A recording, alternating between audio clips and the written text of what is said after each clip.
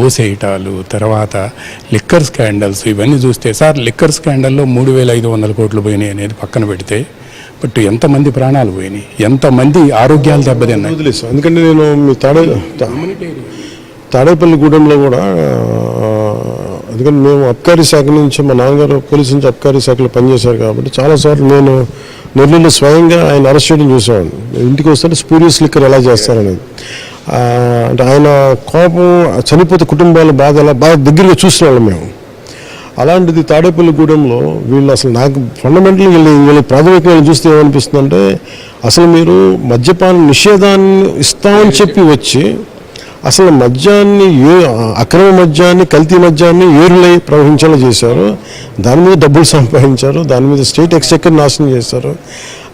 అన్నిటికంటే కూడా ఎంతమంది అంటే నాకు ఇక్కడే మన పార్టీ ఆఫీస్ కూడా ఎన్నిసార్లు వచ్చి ఒక భార్య వచ్చింది పాపం, ఇక్కడ మనం పక్కన గుంటూరు నుంచి వచ్చి ఇట్లాగా నా భర్త కొట్టేస్తున్నాడంటే మళ్ళీ ఏడుస్తాడు. ఏంటంటే నాకు ఏదో నాకు అలా అయిపోతుంది, పిచ్చి పిచ్చిగా అయిపోతుంది. చూస్తే అందరూ డాక్టర్స్ చాలామందితో మాట్లాడి ఈ కేసెస్ ఎక్కువైపోయినాయి, దీన్ని ఎక్కడ కనిపించవు, ఇట్స్ నాట్ ఆన్ రికార్డ్. కానీ మనం వెళ్ళి ఒక్కొక్కరితో మాట్లాడితే ఆ స్పూరియస్ లిక్కర్ తాగి మొత్తం నర్వస్ సిస్టమ్ అని దెబ్బతినేస్తుంది. ఇది చాలా ఆబ్వియస్గా ఉండింది. అందుకని మనం ఆరోగ్యశ్రీ కూడా ఎందుకు అంత సడన్గా పెరిగిపోయిందంటే వీళ్ళు సప్లై చేసిన కల్తీ లిక్కర్ వల్ల.